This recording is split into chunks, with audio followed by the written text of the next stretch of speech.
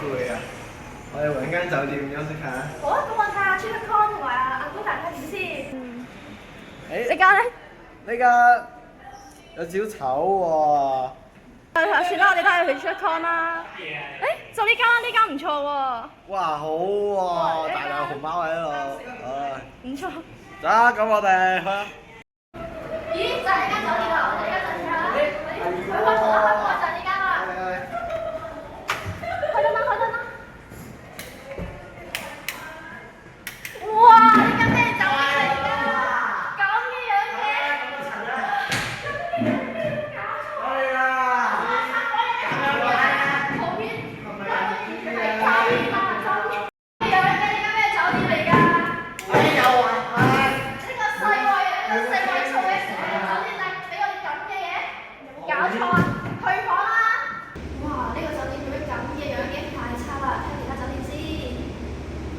我哋不如試下用下呢個自由行 app 啦，佢裏面係結合咗 Google 嘅 Gemini AI 同埋用咗香港好多本地嘅開放數據去結合而成㗎。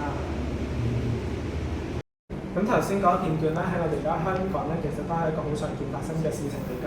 尤其是係一啲外地過嚟嘅遊客，佢哋過到嚟係會因為唔知道邊間酒店比較好，去盲目咁樣去揾一啲酒店，去根據網上呢啲資源，去喺呢啲咁茫茫嘅數據裏面去揾一間酒店，咁就好容易俾人逼到啦。咁所以，咁我哋今次咧就設計咗呢個住遊行嘅 app 啦，其實係專放呢啲外地遊客過嚟㗎。咁佢咧就可以俾一個客觀嘅意見佢哋啦，同埋佢都融入咗好多嘅開放數據啦，同埋呢個 Google 嘅 Gemini AI 可以俾出一個最適合佢哋嘅建議佢哋。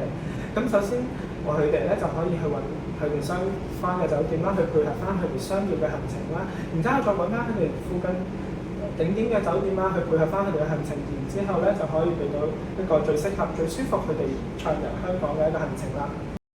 咁我就由我嚟講一下 Google 嘅 Gemini AI 係發生緊啲乜嘢事啦。Google 嘅 Gemini AI 佢係一個龐大嘅網絡神經，咁佢咧係包括咗好多嘅公開數據資料啦，同埋佢係一個好安全啊可靠嘅 AI 小助手啦。咁佢可以配合翻我哋嘅自由行啦，包括我哋啱啱提到過嘅開放數據啦，同埋佢就可以 update 翻香港最新嘅資訊，去俾我哋客戶一個最好嘅回答啦。可能客戶問一啲景點嘅相關嘅問題啦，我哋就可以 update 翻。